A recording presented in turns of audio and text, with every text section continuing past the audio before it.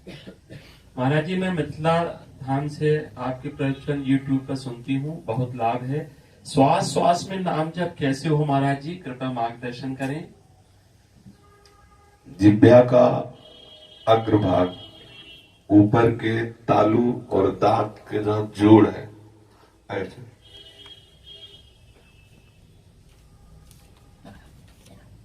उससे एकाग्रता।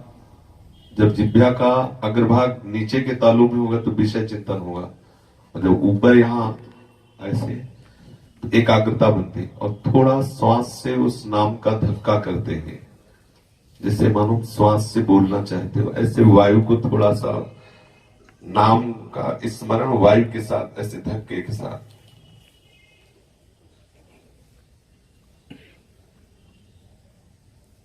तो अंदर चल रहा है, जिह्वा के अग्रभाग में हिलन हो रही और श्वास का धक्का लग करके वो नाम हो रहा है।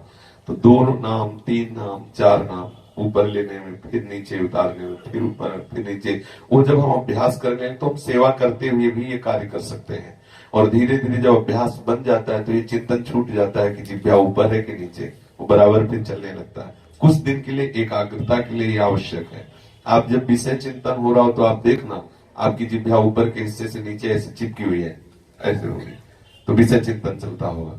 और जहां ये इसमें सावधानी है, क्योंकि वो जिह्वा आगे लगी हुई है और और श्वास से हम धक्का दे रहे हैं नाम का, और बार बार ध्यान कर रहे हैं नाम का, तो है थोड़ा मन के खिलाफ बातें, मन राजी नहीं होगा, पर इससे सतत नाम स्मरण चलने लगता है। इसके लिए थोड़े दिन अभ्यास एकांतिक समय पर करना होगा। जब अभ्यास हो जाता है तो चलते फिरते उठते बैठते हर समय होने लगता है। इसी अभ्यास के बल से सतत भजन का जो अनुभव हुआ है उस वो बनता है। अलग अलग अभ्यास है, पर इसके साथ नाम ध्यान करते हुए, श्वास से धक्के पूर्वक नाम अंदर उच्चारण करते हुए, जिह्वा का अग्रभाग तालु के ऊपर। तो इससे क्या होगा कि आप देखोगे आपके ऐसी मना स्थिति हो जाएगी कि बात करने की इच्छा नहीं होगी। जब कोई बात करना चाहेगा तो जैसे मूक आदमी है ना, तो आप सोचोगे इशारे से बात बन जाए तो बन जाए, मुझे बोलना ना, क्योंकि वो सिस्टम हटेगा। और जब बोलना पड़ा और भगवत बिलक बात हुई तो आपका हृदय जलने लगे कि कैसा आदमी आ गया ऐसा।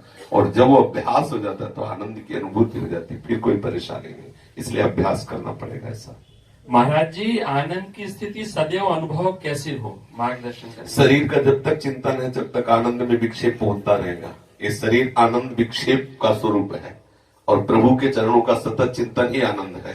जिस समय शरीर का हम चिंतन करते हैं, शरीर संबंधियों का चिंतन करते हैं, शरीर भोगों का चिंतन करते हैं, वही आनंद का विक्षेप बनता है, जिसे हम आनंद का एक समझते हैं। और जब सतत चिंतन प्रभु का बन गया तो फिर वो अखंड आनंद की अनुभूति हो जाती है। क्या बोलना चाहती है? चरणों में कोटि कोटि नमन। मैं शुरू में वो राधे राधे नाम वो श्वास में, उसके बाद जुगल नाम का स्मरण फिर कैसे? जुगल नाम का अभ्यास कीजिए, ऐसे ही कीजिए। जुगल महामंत्र, हाँ, ऐसे अभ्यास हो जाएगा। वो तो जो लगा लो। अरे आप तो जुगल महामंत्र की बात करते हैं, अपने पूरी चतुरासी की वैसे करते हैं। वो तो अभ्यास है। अब जब वो अभ्यास हो जाता है तो स्वाध्याय भी करते हैं, तो अंदर ध्यान करते हैं, तो वही मतलब स्थिति होती। स्वाध्याय भी उसी तरह से होगा, मनन होते। ये बहुत एकाग्रता मतलब आपकी एकत्रित हो जाएगी यदि इस तरह से करोगे। जुगल मंत्र कोई हो जाए तो चतुरासी के पूरे बड़े बड़े पद प्रसाद पा रहे हैं, पूरा पद चल रहा है, पूरे पद का साधक वही जो हर समय चिंतन मनन में रहे। तो आप अभ्यास कीजिए। जुगल मंत्र कोई बहुत बड़ा थोड़ी है।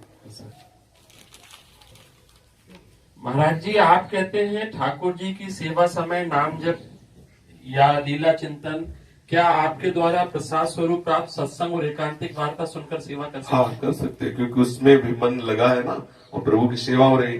घेरना